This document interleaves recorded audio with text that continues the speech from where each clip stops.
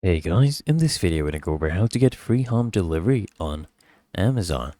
Okay, now it is very easy. Look, you need to add at least, you know, 35 euros or more of eligible items that Amazon dispatches, right?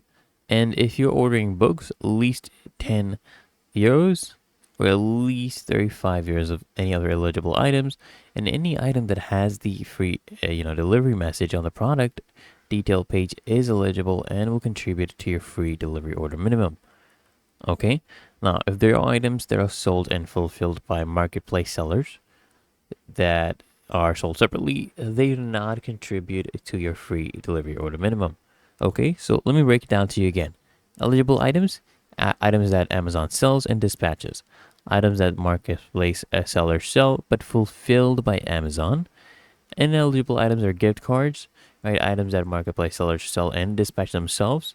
So once you find those items, you'll see them right there. You just proceed to the checkout and you select a free standard delivery as your delivery speed. Okay?